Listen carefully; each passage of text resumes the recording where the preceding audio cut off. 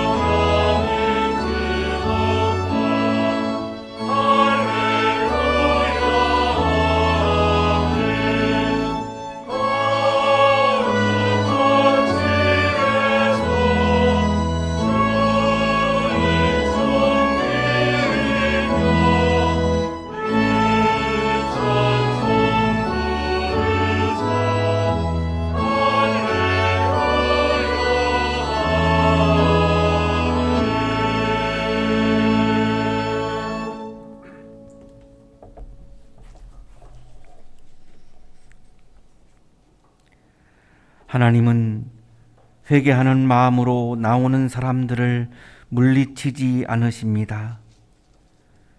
이제 우리들의 죄를 뉘우치고 고백합시다.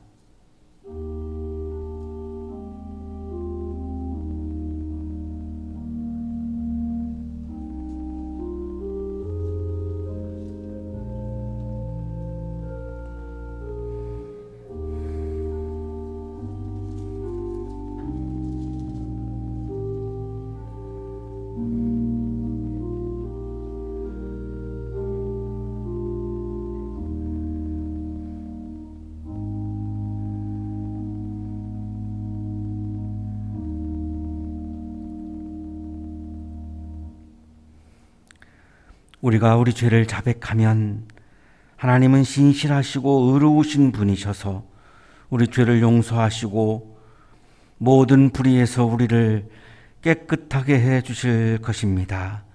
아멘.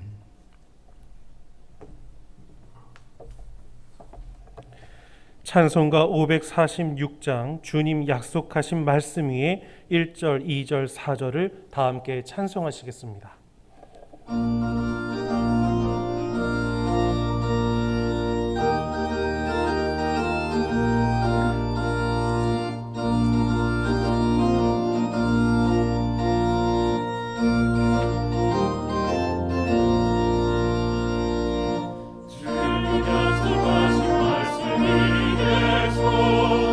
영원토록 주를 찬송하리라. 손이 높여진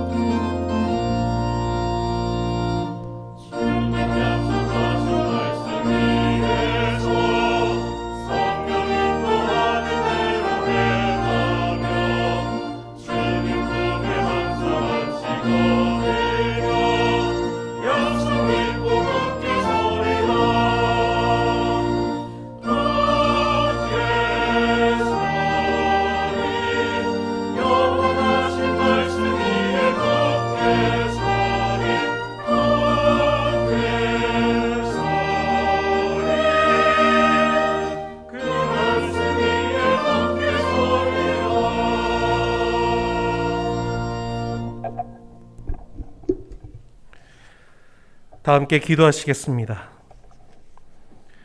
변함없이 우리를 사랑하시는 하나님, 감사를 드립니다. 주님 안에서 평안함 가운데 살게 하시며 복된 날들을 살아가게 하시니 감사를 드립니다. 사순절 기간 동안 나를 위하여 고난을 받으신 주님을 기억하며 살게 하시고 모든 것을 쏟아 부어주신 하나님의 은혜를 생각하며 감사를 드립니다. 너무나도 부족하고 연약한 우리들을 끝까지 붙잡아 주시고 하나님의 섭리 아래 믿음의 삶을 살아가게 하신 주님의 인도하심을 감사드립니다. 또한 하나님이 때마다 우리에게 생명과 능력을 주시사 이 세상 가운데서 하나님 나라를 세우며 주님의 자녀로서의 삶을 온전히 살아갈 수 있도록 복을 내려주시는 은혜 또한 감사를 드립니다. 이 시간 우리의 마음과 힘과 뜻을 다하여 우리에게 큰 은혜를 베푸신 하나님을 찬양하오니 우리의 예배를 기쁘게 받아주시고 한량없는 은혜로 우리를 다시 덮어 주옵소서.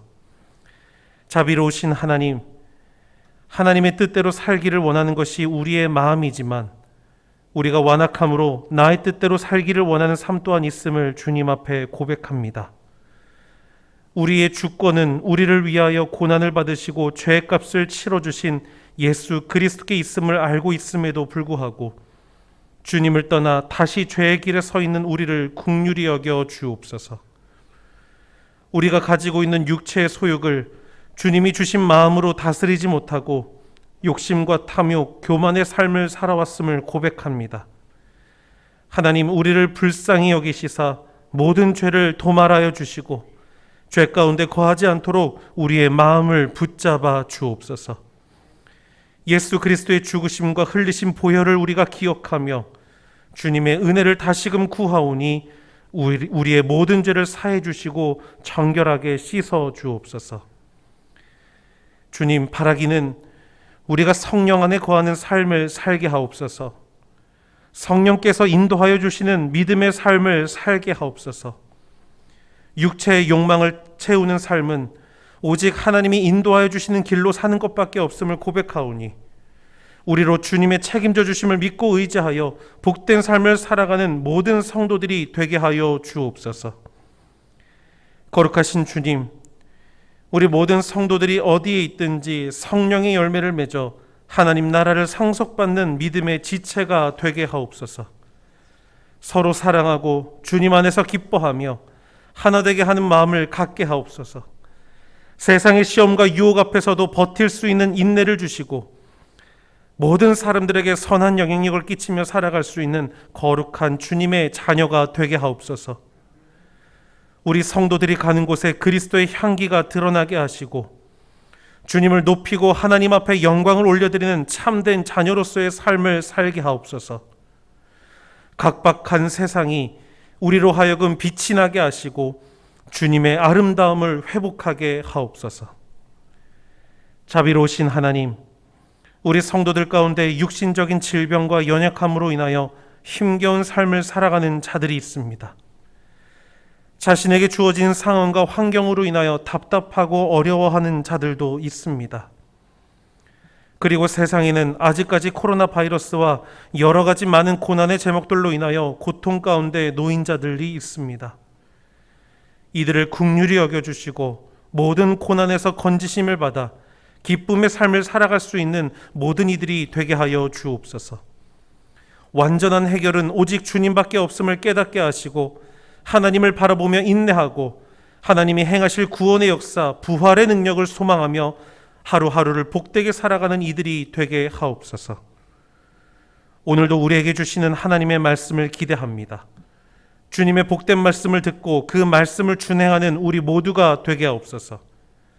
말씀 가운데 새겨진 하나님의 마음과 뜻을 깨닫게 하시고 하나님의 섭리 가운데 순종의 삶을 살아가는 우리 모두가 되게 하옵소서. 언제나 우리와 함께 하시는 우리 구주 예수 그리스도의 이름으로 간절히 기도드립니다. 아멘.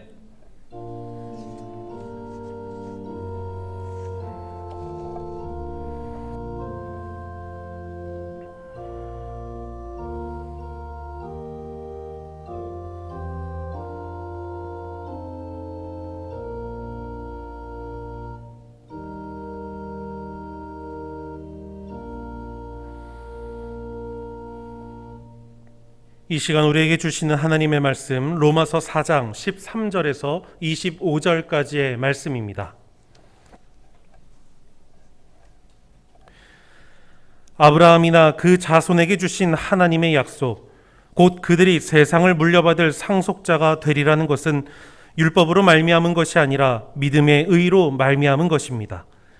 율법을 의지하는 사람들이 상속자가 된다면 믿음은 무의미한 것이 되고 약속은 헛된 것이 됩니다. 율법은 진노를 불러옵니다. 율법이 없는 곳에는 범법도 없습니다. 이런 까닭에 이 약속은 믿음에 근거한 것입니다. 그것은 하나님께서 아브라함에게 이 약속을 은혜로 주셔서 이것을 그의 모든 후손들에게도 곧 율법으로 사는 사람들에게만이 아니라 아브라함이 지닌 믿음으로 사는 사람들에게도 보장하시려는 것입니다. 아브라함은 우리 모두의 조상입니다.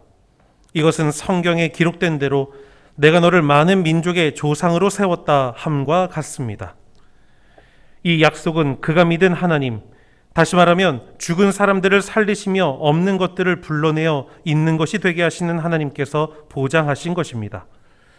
아브라함은 희망이 사라진 때에도 바라면서 믿었으므로 너의 자손이 이와 같이 많아질 것이다 하신 말씀대로 많은 민족의 조상이 되었습니다. 그는 나이가 100세가 되어서 자기 몸이 이미 죽은 것이나 다름없고 또한 사라의 태도 죽은 것이나 다름없는 줄 알면서도 그는 믿음이 약해지지 않았습니다. 그는 하나님의 약속을 믿고 의심하지 않았습니다. 오히려 그는 믿음이 굳세어져서 하나님께 영광을 돌렸습니다. 그는 하나님께서 스스로 약속하신 바를 능히 이루실 것이라고 확신하였습니다. 그래서 하나님께서는 이것을 보시고 그를 의롭다고 여겨주셨습니다. 그가 의롭다는 인정을 받았다 하는 말은 아브라함만을 위하여 기록된 것이 아니라 하나님께서 의롭다고 여겨주실 우리, 곧 우리 주 예수를 죽은 사람들 가운데서 살리신 분을 믿는 우리까지도 위한 것입니다. 예수는 우리의 범죄 때문에 죽임을 당하셨고 우리를 의롭게 하시려고 살아나셨습니다. 서신서의 말씀입니다.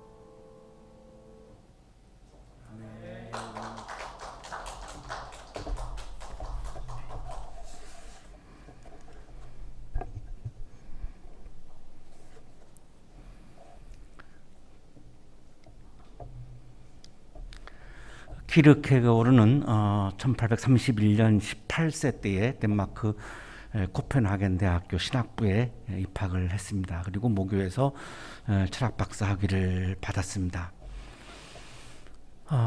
첫 번째 작품을 쓴 게 한 30세 정도의 이것이냐 저것이냐를 통해서 실존주의를 시작했다고 그렇게 평가를 하는데요.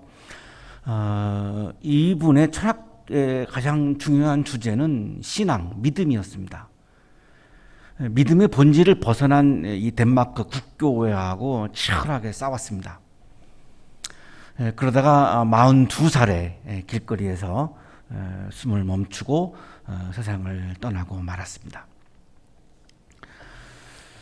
실존주의 아버지라고 부르는데요. 실존은 논리보다 더 크다는 것이죠. 실제로 내가 존재하는 것이 관념적인 그런 추상적인 관념보다 더 중요하다는 것입니다. 백두산이 몇 미터고 뭐 백두산이 어떻게 이루어져 있고라고 하는 이론이 중요한 것이 아니라 내가 땀을 흘리면서 등산을 하는 그 실제가 더 중요하다는 것이죠. 바이올린이 저 통 크기가 뭐 얼마고 뭐 줄 현이 뭐 몇 개가 이거 암만 공부해봐야 바이올린을 직접 내가 연주를 들으면서 감동을 받는 거보다는 덜 중요하다는 거죠. 내가 직접 바이올린 연주를 들으면서 감동을 받는 실제가 중요하지 그 추상적인 관념이 중요하지 않다는 데에서 출발했습니다. 19세기에 실존주의를 시작했다고 보는 거죠. 삶은 아는 것보다 더 중요하다고 강조를 했습니다. 그리고 이제 워낙 믿음, 신앙을 철학의 주제로 삼았기 때문에 이제 기독교 실존주의라고 부르는데요. 예수님을 아는 거, 예수님을 대상으로 해서 아는 것보다 예수님을 내가 따르는 게 더 중요하다는 것입니다. 예수님을 암만 알아봐야 내가 예수님을 따르지 못한다면 그 신앙의 기쁨을 경험할 수 없다는 것이죠. 진리라고 하는 것은 아는 것이 아니라 사는 것이다 라고 강조합니다. 진리는 지식이 아니고 양식이고 진리는 내가 뭔가를 알아감으로써가 아니라 삶으로써 내가 살아감으로 진리를 배우는 것이다 이렇게 강조합니다. 우리 음악을 하시는 분들은 굉장히 쉽게 이해를 할 것 같아요. 내가 직접 계속 악기를 뭐 연주하고 훈련을 해야지 내가 늘지 뭐 책 펴놓고 한만 공부한다고 해서 연주하는 능력이 늘지 않는 거는 다 체득을 하셨기 때문에 굉장히 쉽게 와닿을 것 같은데요. 그러나 신앙생활을 하는 한국의 그리스도인들은 이게 이해가 안 될 수 있습니다. 우리가 신앙생활이라고 하는 거를 그냥 성경을 공부하고 예수님을 알고 그렇지 그거를 내가 실천을 한다?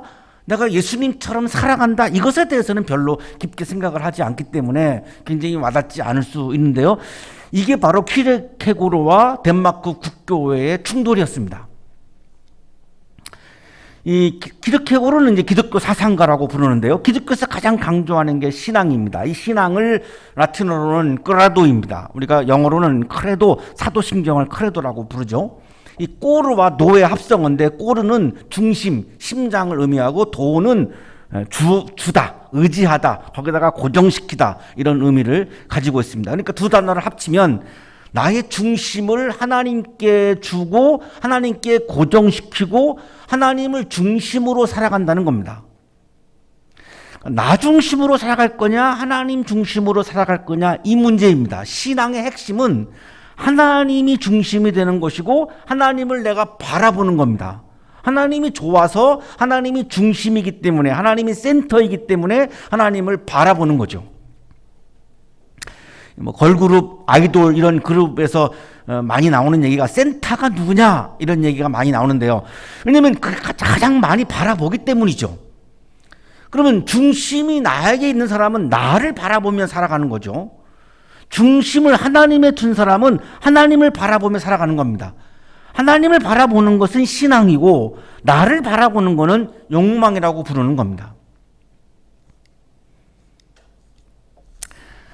그러면 왜 부딪혔을까요? 덴마크 교회의 교인들은 나 중심이었던 거죠. 내가 어떤 물질을 얻고 내가 어떤 출세를 하고 내가 성공을 하기 위해서 교회를 다니는 거지 하나님이 중심이 아니었던 거죠. 키르케고르는 그거를 봤고 그것에 대해서 믿음의 본질이 아니라고 굉장히 강하게 역설을 했고, 그러니까 교회와 부딪힐 수밖에 없었던 것입니다. 사순절을 우리가 보내고 있는데 사순절에서 제일 중요한 게 회개인데, 회개라고 하는 것은 나 자신을 바라보던 시선을 하나님을 바라보는 시선으로 바꾸고 전환하는 것, 이거를 메타노이아, 회개라고 부르는 겁니다.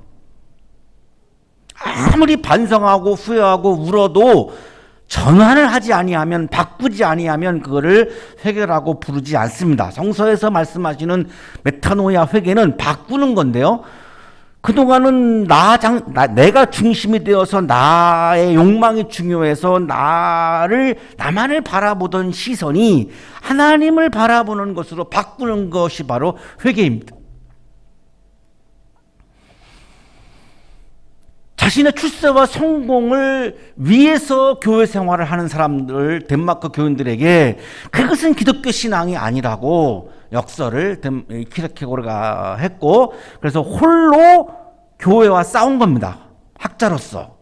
너무 이제 힘들어서 42살에 길거리를 걸어가다가 쓰러졌고, 그리고 세상을 떠났습니다. 웨스트팔은 뉴욕의 포드엠 대학교에서 철학을 가르쳤던 철학 교수인데요, 이분은 평생 키르케고르를 연구한 분입니다. 키르케고르 신앙의 개념이라고 하는 책을 통해서 키르케고르가 이야기하는 신앙의 개념들을 잘 소개해 주었습니다. 저서 5권을 가지고 이 책 5권에서 이야기하는, 키르케고르가 이야기하는 신앙이 뭔가를 아주 잘 우리에게 전해 주었는데요, 그러고 나서 이 5권의 책에서 13가지의 신앙의 개념을 정리를 해서 다 그게 챕터의 제목입니다. 신앙은 뭐다, 신앙은 뭐다, 키르케고르가 얘기하는 신앙은 이거다, 이거다, 이렇게 13가지를 5권의 저서를 분석해가지고 정리를 했는데요, 공포와 전율이라고 하는 책에서만 5가지를 뽑아냈습니다. 그런데 그 5가지 중에서 제2장의 제목이 믿음은 신성한 약속에 대한 신뢰이다, 하나님을 신뢰하는 거다, 이겁니다. 그러니까 내 출세, 내 성공하고는 아무런 관련이 없죠. 3장의 제목은 믿음은 신성한 명령에 대한 순종이다, 하나님의 명령에 내가 순종하는 게 믿음이다. 나의 출세나 성공이나 내가 어떤 물질을 얻는다든지 하고는 아무 관련이 없습니다. 13가지가 다 그렇습니다. 인용하겠습니다. 믿음이란 어떤 사실을 믿다와 어떤 일을 믿다를 모두 포함한다는 주장을 야기하지만 후자를 더 중요하게 다룰 것이다.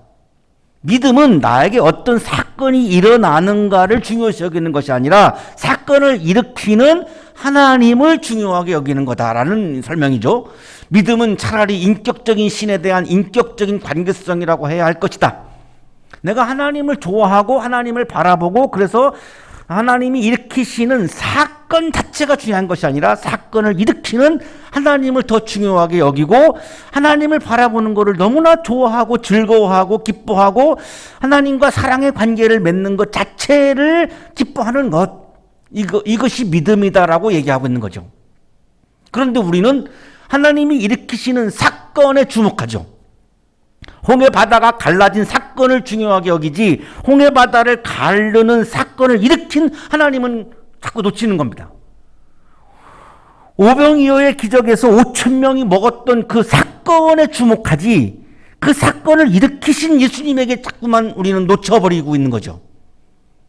믿음은 나에게 일어나는 사건을 믿는 것이 아니라 사건을 일으키는 하나님을 믿는 것입니다. 믿음은 약속의 내용을 믿는 것이 아니라 약속을 주신 하나님을 믿는 것입니다. 믿음은 하나님을 좋아하고 하나님을 바라보고 그분이 좋아서 그분의 말씀을 따르는 것을 좋아하는 관계의 차원이 바로 믿음입니다. 덴마크 교회도 믿음의 이 본질과는 많이 벗어나 있지만, 글쎄요, 우리 한국 교회에서 우리가 이해하고 있는 믿음도 결이 좀 다르지 않는가, 그런 느낌을 많이 받습니다. 오늘의 성서일과는 이 믿음에 관한 말씀을 우리에게 주고 있습니다. 로마서인데요, 우리 한양대학교에는 성서 일과에 따라서 우리가 세계교회가 정해놓은 말씀을 우리가 같이 받고 있습니다. 성서 일과는 3년 주기로 되어 있습니다. 3년마다 똑같은 게 돌아오는데요. 구약, 서신서, 복음서, 시편 이렇게 4가지를 우리가 매주일 받는데요. 3년 전에 똑같은 거를 받았습니다. 그리고 6년 전에 받았고요. 대부분 우리가 구약을 묵상하고 복음서를 묵상했습니다. 6년 전에, 3년 전에. 구약과 복음서는 약간 스토리 형태이기 때문에 우리가 좀 읽기가 쉽습니다. 그래서 우리가 그동안 계속 6년 동안 구약, 복음서 중심으로 우리가 말씀을 받았고요. 그리고 묵상을 한 거죠. 상대적으로 서신서는 진술형이기 때문에 어렵습니다. 그래서 사실은 복음서와 구약보다는 우리가 덜 묵상을 했는데 올해는 그래서 이제는 서신서만 남았기 때문에 거의 매주 지금 서신서를 받게 되는데 아까 우리가 성서봉독 시간에 읽으면서 딱 무슨 말인지 잘 이렇게 와닿지 않으셨을 것 같아요. 저도 그렇거든요. 어렵습니다. 굉장히 어렵습니다. 특히 로마서는 그 서신서 중에서도 또 어렵습니다. 오늘 성설과가 매우 어려운데요. 최대한 좀 쉽게 이렇게 풀어야 될 것 같은데요. 이 로마서를 쓴 시기를 우리가 먼저 좀 봐야 되는데 바울이 3번 선교 여행을 했고요. 3차 선교 여행을 지도를 보시면 안디옥을 출발해서 에베소를 갔고요. 에베소에서 두로와 요즘에는 이제 트로키입니다. 트로키 거기서 이제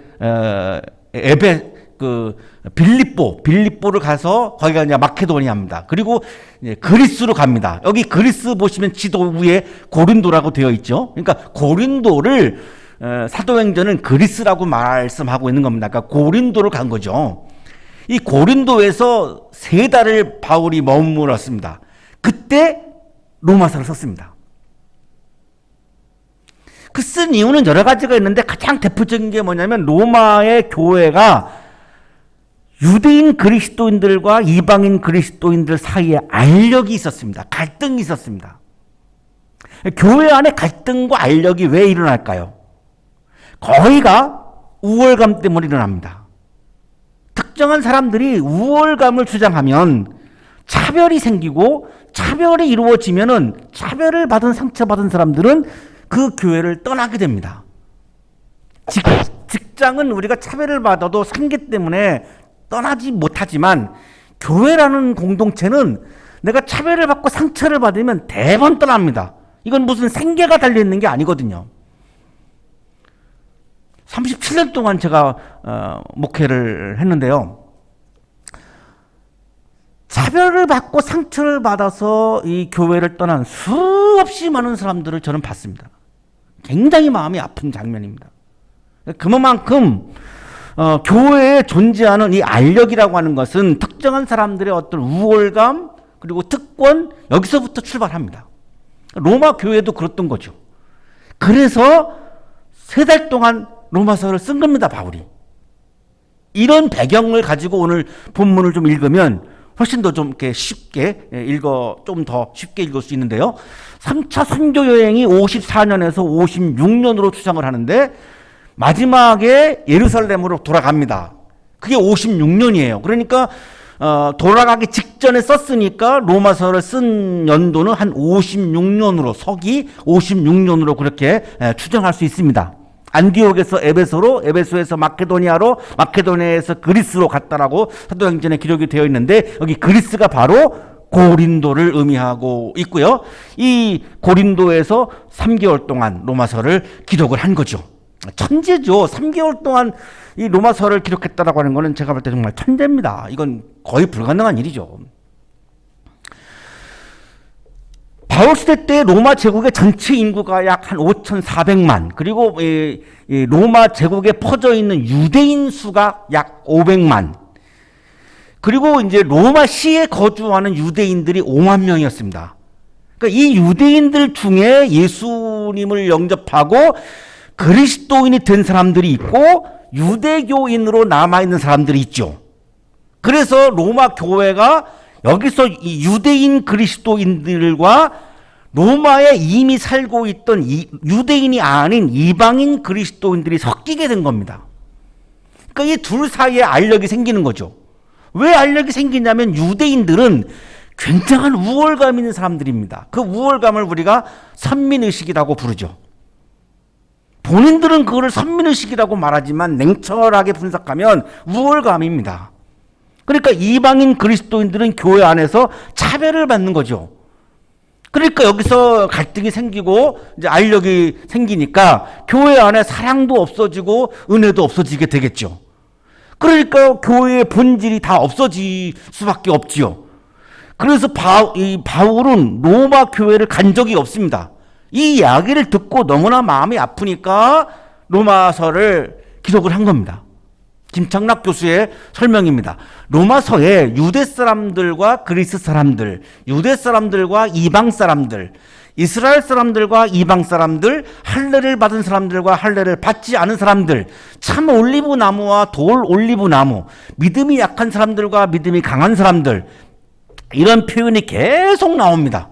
이게 다 뭐냐면 두 그룹 사이의 알력을 우리들에게 지금 이야기해 주고 있는 그런 말씀입니다.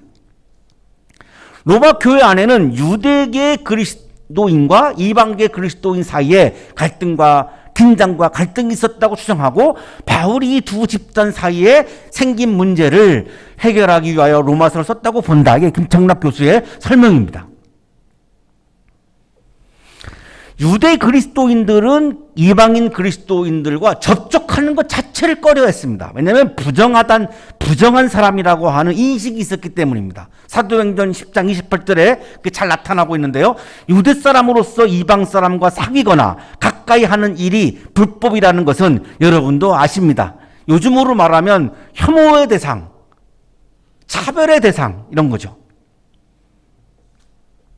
그래서 로마서 3장에서는 하나님의 의, 오늘 성서일과의 하나님의 의가 계속 나오는데요. 하나님의 의는 쉽게 생각하시면 하나님이 구원하는 것을 생각하시면 됩니다. 하나님이 우리를 의롭다고 해주시는 것, 우리를 구원하시는 것, 이 구원의 사건은 유대 사람들과 그리스 사람들, 믿음이 약한 사람들과 믿음이 강한 사람들 사이에 차별이 없다고 말씀합니다.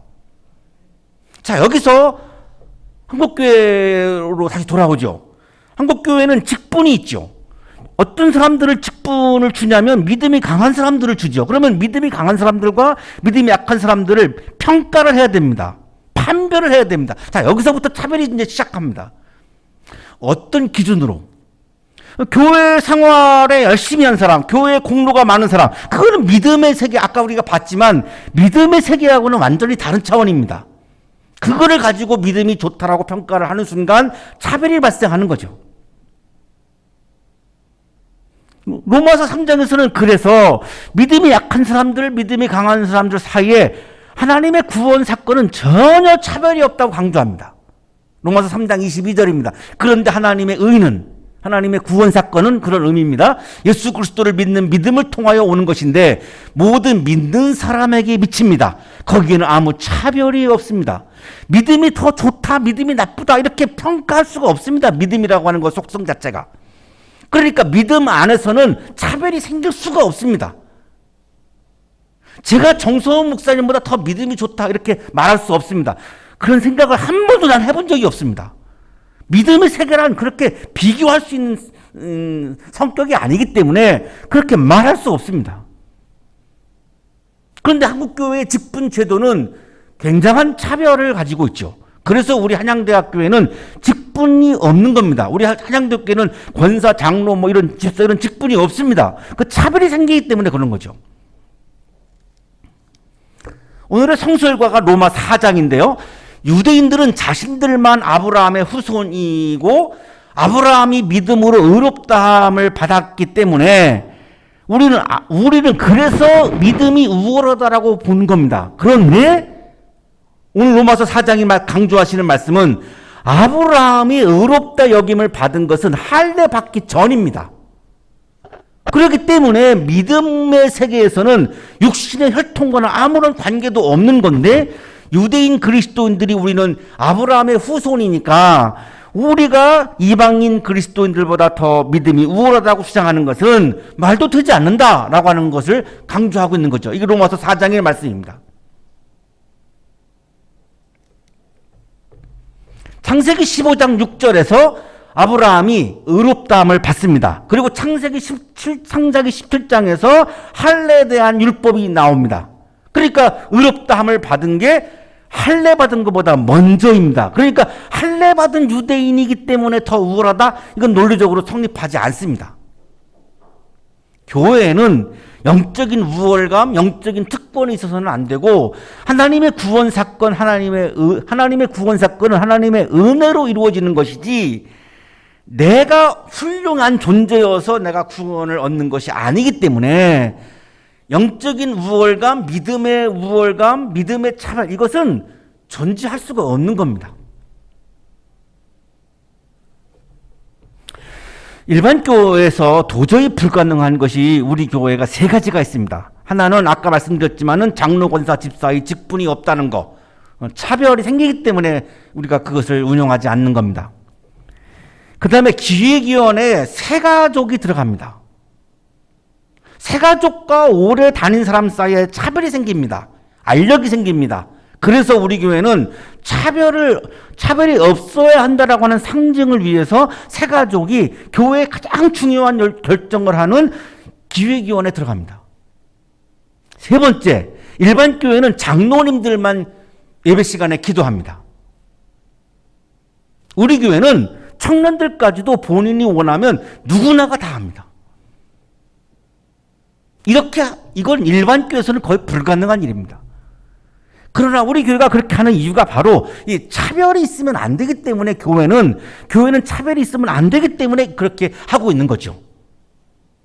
자, 오늘의 성서 일과 시작이 이렇게 되죠. 아브라함이나 그 자손에게 주신 하나님의 약속, 곧 그들이 세상을 물려받을 상속자가 되리라고 하는 것은 율법으로 말미암은 것이 아니라 믿음의 의로 말미암은 것입니다. 내가 율법을 잘 지켜서 내가 훌륭한 존재가 되어서 하나님이 나를 의롭다고 해주고 나를 구원해 주는 것이 아니라 하나님과 좋은 관계를 맺는, 아까 관계라 그랬죠. 믿음은 하나님과 내가 좋은 관계를 맺는 믿음을 실천할 때에 하나님은 내가 훌륭한 존재가 아닌데도 불구하고 나를 의롭다고 여겨준다는 거죠.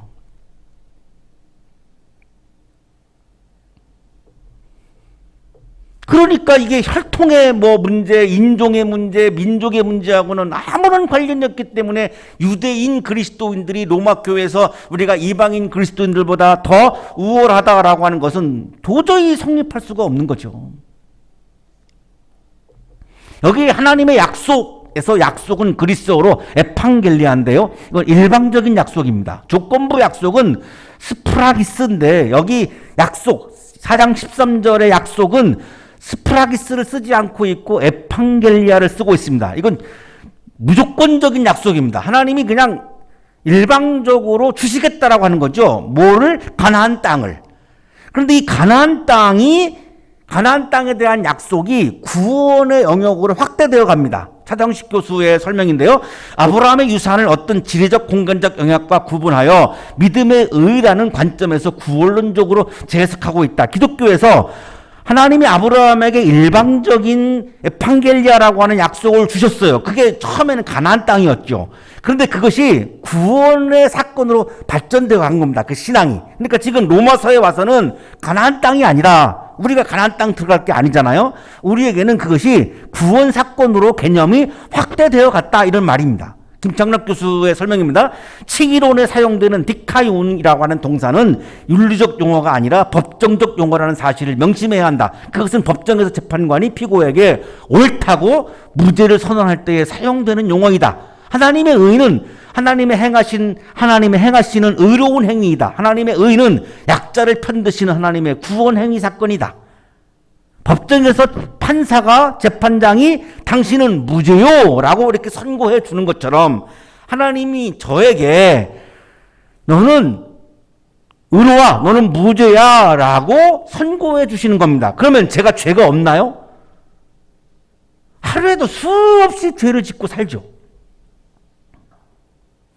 죄가 뭐죠? 나 중심으로 살아가는 게 죄입니다. 내가 하나님이 되려고 하는 것, 내가 다른 사람들을 지배하려고 하는 것, 내가 다른 사람들을 차별하는 것, 내가 특권을 가지려고 하는 것, 이게 다 죄죠. 늘 우리들의 마음속에 이기적인 마음이 존재하죠. 그러니 저도 하루에도 수없이 죄를 품고 살아가는 겁니다. 그런데도 불구하고 이 믿음 때문에, 제가 하나님을 믿기 때문에 하나님이 나를 그냥 죄가 없다고 해 주시는 겁니다. 이게 바로 하나님의 의이고 하나님의 구원 사건을 의미하는 겁니다. 그러니까 이걸 은혜로 된 거지, 내가 잘나서 구원된 게 아니기 때문에 내가 너보다 더 우월해? 내가 너보다 특권을 가져야 돼? 이건 도저히 성립할 수가 없는 겁니다. 교회 안에서는. 오늘 연주하시는 분들이 많아서 연주의 세계에 가면 연주를 잘하는 사람이 뽑혀가지고 연주를 하겠죠.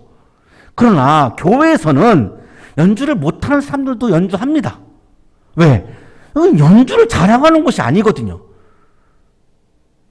우리 가끔 우리 대면 예배할 때 헌금 시간에 우리 찬양을 부를 때 비전문가들도 나와서 막 하시더라고요. 뭐 그 실력이 뭐 잘하시냐? 아니죠. 그냥 차별이 없으니까 그냥 나와서 누구나가 하는 거죠. 그게 교회죠. 교회하고 다른 거죠.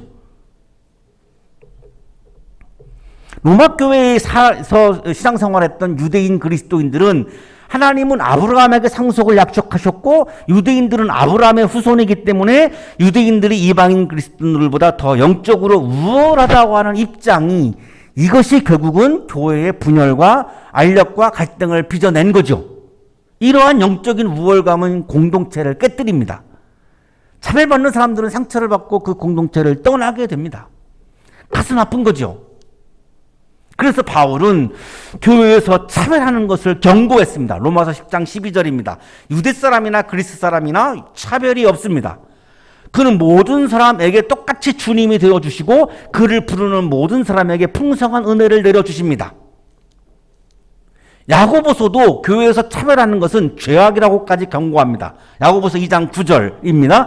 그러나 여러분이 사람을 차별해서 대하면 죄를 짓는 것이요, 여러분은 율법을 따라 범법자로 판정을 받게 됩니다. 차별은 죄라는 겁니다. 바울은 강조하는 거죠. 하나님께서 아브라함을 상급자로 선택하신 것은 유대인이어서가 아니다. 할례를 받아서가 아니다. 율법을 받은 민족이어서가 아니다. 믿음을 실천하기 때문에 하나님께서 은혜로, 선물로 의롭다고 인정해 주신 것이다. 그래서 거기에는 차별이 없는 것이다. 원래 아브라함은 유대인이 아니죠. 갈대아 우르에서 태어났으니까요. 갈대아 우르는 지금으로 말하면 이라크하고 이란 그 지역입니다. 티그리스 유프라데스 강 하구에 위치하고 있는데요. 지금도 존재하죠. 그 도시가, 우르라고 하는 도시가. 그러니까 유대인이 아니라 사실은 이슬람 사람들의 조상이기도 한 겁니다. 그런데 이거를 가지고 자기들이 아브라함 후손이니까 우리가 영적으로 우월하다라고 주장하는 것은, 이건 도저히 정말 말이 안 되는 주장을 한 것이고, 그래서 그것이 갈등과 알력을 빚어냈습니다. 율법을 의지하는 사람들이 상급자가 된다면, 혈통으로 우월함이 결정된다면, 민족의 개념으로 우월감이 결정된다면 믿음은 무의미하죠. 아무리 내가 하나님을 믿어도 내가 구원받을 수 없는 거죠. 우리가 유대인이 아니니까. 율법은 진노를 불러옵니다. 율법이 없는 곳에는 범법도 없습니다. 율법의 기능은 범죄냐 아니냐를 판단하는 것이지 거기에는 구원이라고 하는 사건은 존재하지 않는다라고 하는 말씀을 하는 거죠. 이런 까닭에 이 약속은 믿음에 근거한 것입니다. 구원 사건은 믿음에 근거한 거지 그것은 우월한 존재여서 구원받는 것이 아님을 강조하고 있는 거죠. 경쟁에서 이기고 남보다 우월한 존재여서 이루어지는 사건이 아니라는 겁니다. 구원 사건은. 빌립보서는 교회에서 경쟁하는 것을 경고합니다. 빌립보서 2장 3절 무슨 일을 하든지 경쟁심이나 허영으로 하지 말고 겸손한 마음으로 하고 자기보다 서로 남을 낮게 여기십시오. 구원 사건은 실천하는 믿음과 하나님의 은혜로 이루어짐을 바울은 오늘 로마서 4장에서 강조하고 있습니다. 이것은 성경에 기록된 대로 내가 너를 많은 민족의 조상으로 세웠다. 하나님께서 아브라함을 믿음의 조상으로 세우신 것은 아브라함의 존재가 우월해서가 아닙니다. 아브라함이 잘나서가 아닙니다. 아브라함이 어떤 사람이었냐면 이집트에 기근이 들어서 이집트에 갔을 때 아내 사라가 굉장히 미모가 뛰어났습니다. 그러니까 자기를 죽이고 이집트 왕이 아내를 빼앗을까봐 아내에게 뭐라고 얘기했냐면 우리가 부부라고 얘기하지 말고 남매라고 얘기하자. 그래서 자기가 이 부인이 자기의 여동생이라고 해가지고 이집트 왕에게 왕의 아내로 내어줬습니다. 그게 아브라함입니다. 저는 아브라함의 믿음에 발꿈치도 따라가지 못하는 사람이지만 적어도 어떤 위기에 왔을 때 제가 제 아내를 내 여동생이라고 해가지고 다른 남자에게 내어주는 일은 결코 안 할 것입니다. 그만큼은 자신이 있어요.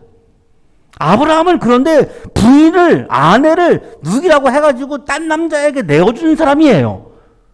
아브라함의 존재가 대단해서 믿음의 조상이 되었다고요? 아닙니다.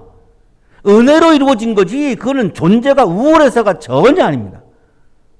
창세기 12장 19절입니다. 어째 너는 저 여인이 내 누이라고 해서 나를 속이고 내가 저 여인을 아내로 데려오게 하였느냐? 자, 내 아내가 여기 있다. 데리고 나가거라. 이집트 왕의 말이에요.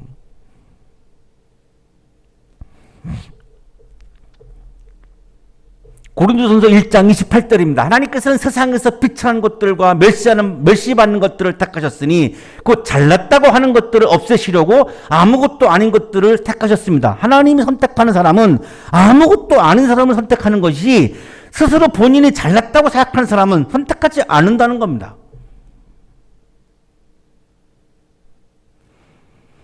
고린도 교회에서 4개로 분열해가지고 교회가 싸움이 일어났는데 그게 싸움을 일으킨 사람들이 다 자기가 잘났다고 하는 사람들이 중심이 되어서 편을 만들어서 결국은 고린도 교회가 분열한 겁니다. 본인이 잘났다고 하는 사람들, 이 우월감, 특권의식을 갖고 있을 때 반드시 갈등이 일어나고 알력이 생기고 분열이 일어납니다. 그건 옛날이나 지금이나 다 똑같습니다. 그런데 아브라함은 어땠습니까? 희망이 사라졌는데도 하나님을 바라봤다 하는 겁니다. 이게 믿음입니다. 100세에 아들을 주신다고 했는데 희망이 없죠. 이미 아내 사라가 생리가 끊어진 상태였고 아기를 가질 수가 없습니다. 자기의 능력으로는 아기를 가질 수가 없습니다. 희망이 없습니다. 그런데 그 상황에서도 아브라함은 하나님을 바라본 거예요. 아기를 바라본 게 아니라 하나님을 바라본 겁니다. 이게 믿음입니다.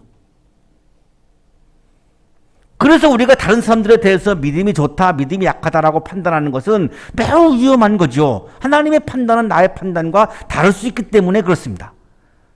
100세가 되어서 어떻게 그 아기를 갖습니까? 불가능합니다. 그 상황에서 아기에게 집착한 것이 아니라 하나님에게 집중했던 거죠. 이거를 믿음이라고 본 거고 하나님도 이것을 믿음이라고 본 거고 그래서 아브라함을 선택하셔서 약속을 해주시고 구원의 선물을 허락해 주신 겁니다. 이 믿음을 보시고 그는 하나님의 약속을 믿고 의심하지 않았습니다. 오히려 그는 믿음이 굳세어져서 하나님께 영광을 돌렸습니다.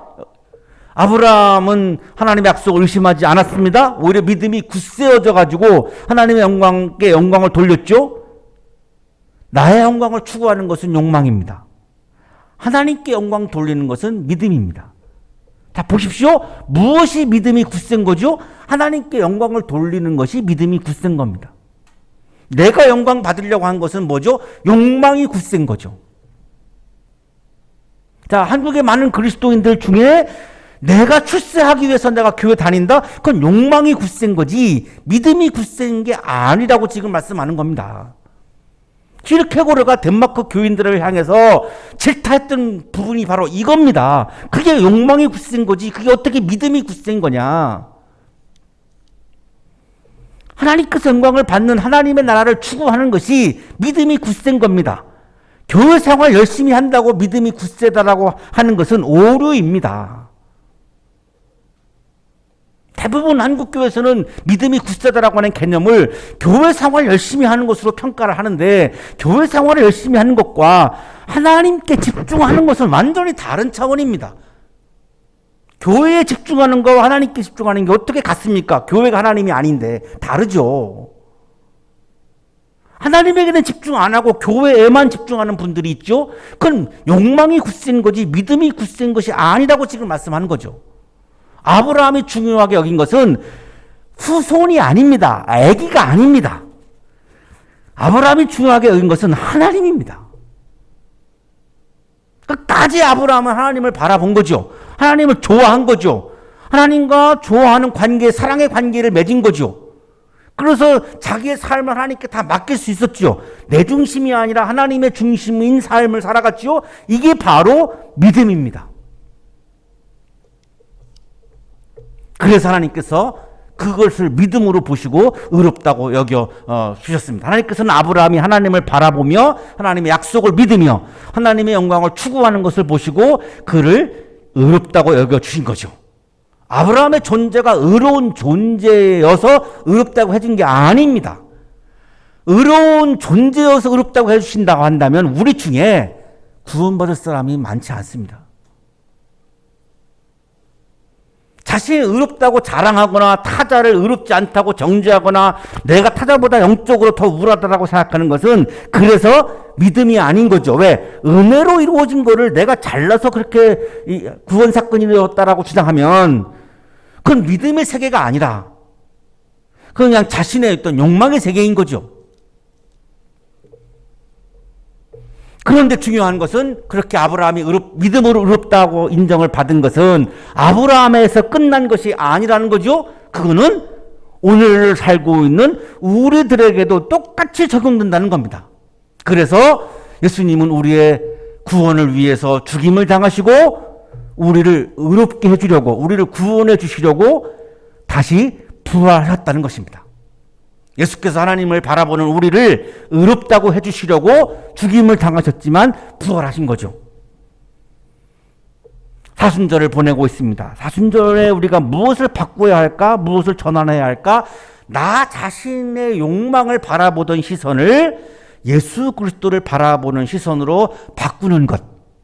그것을 우리는 회개라고 말하는 것이고 사순절기 동안에 최선을 다해서 어렵지만 내 욕망을 바라보던 시선을 자꾸만 예수님을 바라보는 시선으로 바꾸어 갈 수 있는 그런 은혜로운 사순절이 되기를 주님의 이름으로 축복합니다. 거룩하신 주님, 사순절기를 보내고 있습니다. 자꾸만 나 자신을 바라보게 됩니다. 내 욕망을 바라보게 됩니다. 거기서 욕구불만이 생기고 내 마음이 흐트러지고 마음의 평안도 상실하며 살아갑니다. 주님, 우리들의 마음속에 믿음을 주옵소서. 하나님을 바라보고 예수 그리스도를 바라보는 믿음을 주셔서 우리의 시선이 나로부터 예수님에게로 옮겨가게 하시고 주님이 주시는 평안으로 오늘도 복되게 살게 해 주옵소서.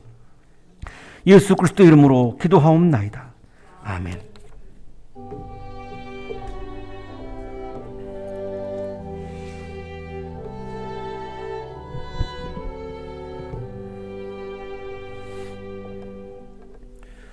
이 시간 교회 소식 알려드립니다. 오늘은 사순절 둘째 주일로 지켜 예배를 드립니다.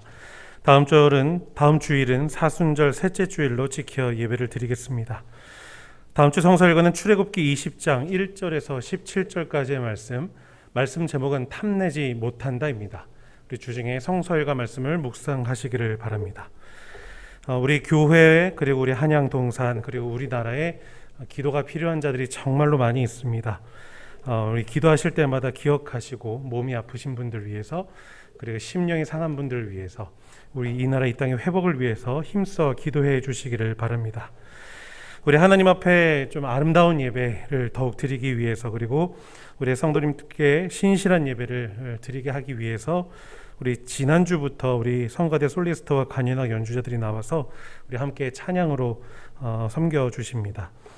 우리 집에서 영상으로 예배를 드리시지만 우리 더 마음과 정성을 다해서 주님 앞에 신실한 예배를 드리시는 우리 모든 성도님들이 되시기를 주님의 이름으로 부탁드립니다. 우리 헌금 드리신 분들 헌금 항목에 대해서 우리 정기수 재무부장님께 헌금 항목 문자로 발송해 주시기를 바랍니다. 이 시간 교우 소식 알려드립니다. 우리 잠깐 두 분 앞으로 나와 주시겠습니까? 예, 앞으로 좀 나와 주세요. 우리 그 관현악 그리고 우리 솔리스트 우리 학생이 새로 왔는데요. 우리 영상으로나마 우리 좀 인사를 드리겠습니다. 앞으로 나와서 우리 저 카메라 쪽을 바라봐 주시면 됩니다. 우리 튜바의 윤유숙 청년 대신에 우리 박민수 청년이 우리 새롭게 왔고요. 우리 소프라노 조시온 솔리스트 대신에 우리 김수지 솔리스트 우리 새롭게 왔습니다. 우리 영상으로 보시지만 우리 마음 다해서 함께 축복해 주시길 바랍니다. 반갑습니다. 네, 들어가시면 됩니다. 교회 소식 여기까지입니다. 주님 앞에 예물을 드리겠습니다.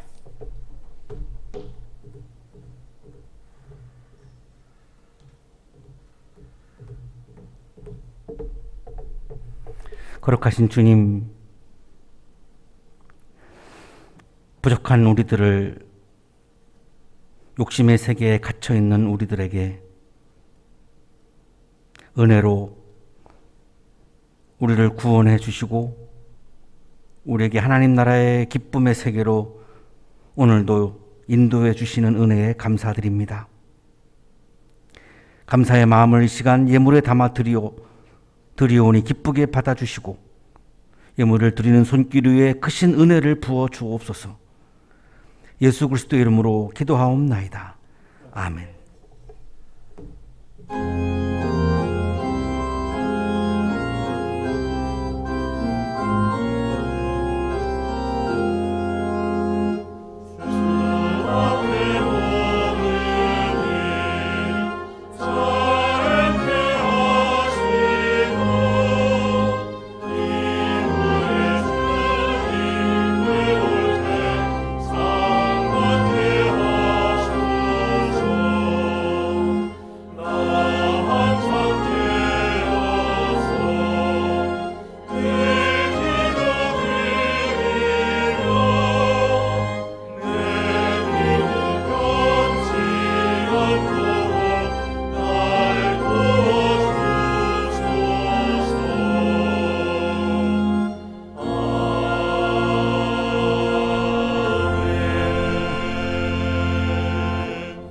이제는 우리에게 하나밖에 없는 생명까지도 아낌없이 사랑으로 나누어 주시는 예수 그리스도의 은혜와 오늘도 우리에게 말씀을 주시는 하나님의 사랑하심과 생명의 기운을 주시는 성령의 역사하심이 우리를 구원해 주시는 주님의 은혜에 감사하며 겸손한 마음으로 다른 사람들을 나보다 더 낮게 여기는 마음을 가지고 세상을 향하여 힘차게 나아가는 우리 모든 한양 가족들의 삶 속에 지금부터 영원토록 함께 하시기를 간절히 축원하옵나이다.